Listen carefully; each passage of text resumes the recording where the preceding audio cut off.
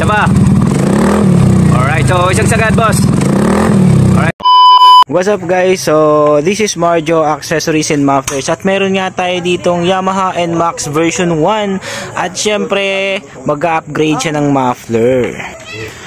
So yung NMAX version 1 na to ay dumayo pa from Dasmariñas, Cavite. Dumayo pa dito sa Santa Rosa, Laguna para sa ating mga muffler. So ito yung mga pagpipilian ng ating client guys. So R77, Yoshimura full carbon, and then yung ating tri-oval hexa Akrapovic. Alright, so abangan yung finish output yan guys from Dasmariñas, Cavite. So ginabi na sila, ayan o. Shoutout sa'yo Marcus. Alright. Moments later.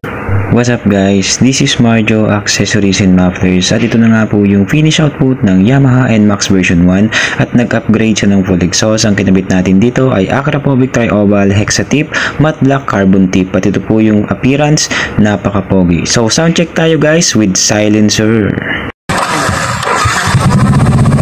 Alright, so isang throttle. Isa pa. Alright, so isang sagad boss. Alright. So narinig nyo naman guys kung gaano kaswabe yan.